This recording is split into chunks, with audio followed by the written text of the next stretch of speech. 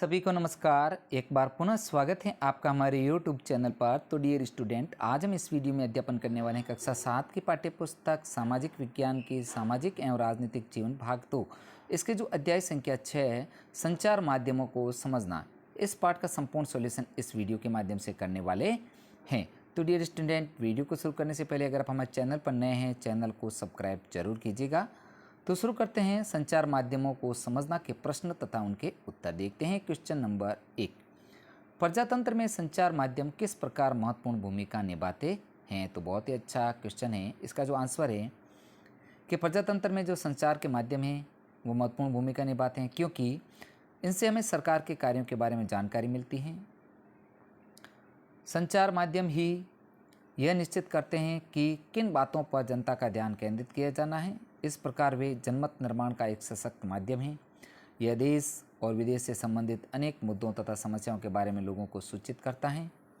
यह सरकार की नीतियों एवं कार्यक्रमों की आलोचना करके उनमें खामियां बताकर सरकार की कार्यप्रणाली को नियंत्रित करता है। यह लोगों में सरकार की नीतियों को लोकप्रिय बनाता है। अगला जो 2 नंबर प्रश्न है, क्या आप इस रेखा चित्र को एक शीर्षक दे सकते हैं? इस रेखा चित्र से आप संचार माध्यम और एक बड़े व्यापार से संबंध के बारे में क्या कुछ समझ पा रहे हैं? रेखा चित्र के लिए पाठ्यपुस्तक के पृष्ठ संख्या 89 पर आप जाइए, वहाँ उसको रेखा चित्र को देखिए। तो इसका जो उत्तर है, शीर्षक बनेगा संचार माध्यम और बड़े व्यापारिक प्रतिष्ठान गठबंधन। ये इसका जो शीर्षक आपको लिखना है। आगे है संचार माध्यम और बड़े व्यापारिक शक्तियों के मध्य संबंध का जो हम करते हैं कि अधिकांश टीवी चैनल और समाचार पत्र प्राय किसी न किसी बड़े व्यापारिक प्रतिष्ठान द्वारा संचालित किए जाते हैं, क्योंकि संचार माध्यमों के संचालन के लिए अधिक धन की आवश्यकता होती है। जनसंचार माध्यम मीडिया संचालन के खर्चे को वहन करने के लिए अधिक से अधिक विज्ञापन देते हैं, साथ ही अपने उत्पादों का भी विज्ञापन देते हैं। विज्ञापनों से प्रभावित होकर इनके उत्पादों की बिक्री बढ़ती है, जिससे व्यापारिक प्रतिष्ठान अधिक धन कमाते हैं। इस प्रकार बड़े व्यापारिक प्रतिष्ठान संचार माध्यमों द्वारा दर्शक, श्रोता, पाठक वर्ग को मानसिक तथा आर्थिक रूप से अपने हितों के लिए शोषित करते हैं।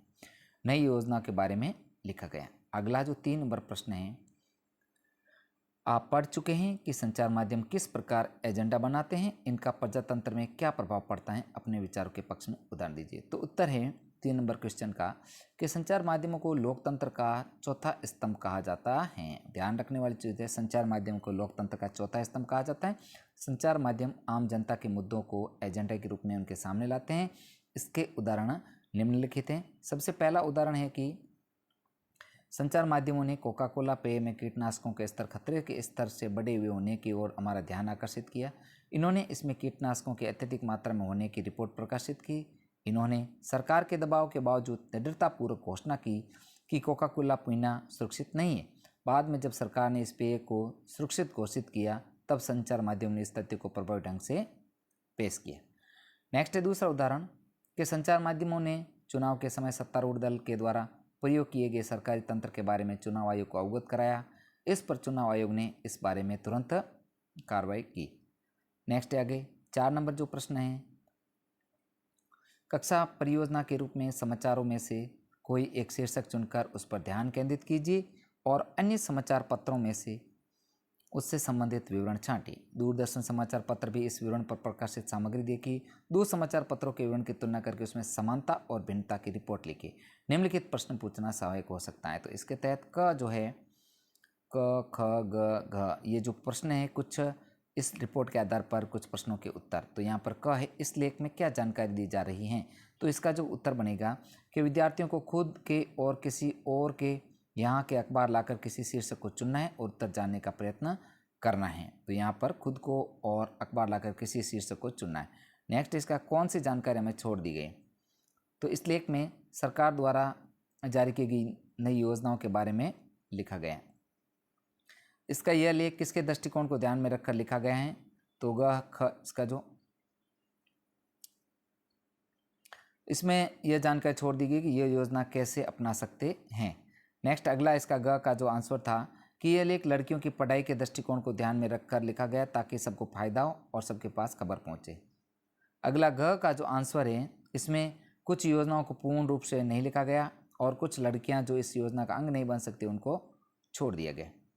तो साथियों, इस प्रकार हमने इस वीडियो में जो कक्षा 7 की सामाजिक विज्ञान, सामाजिक एवं राजनीतिक जीवन जो पुस्तक है, इसके अध्याय संख्या जो संचार माध्यमों को समझना, इस पाठ का संपूर्ण सॉल्यूशन हमने इस वीडियो के माध्यम से किया।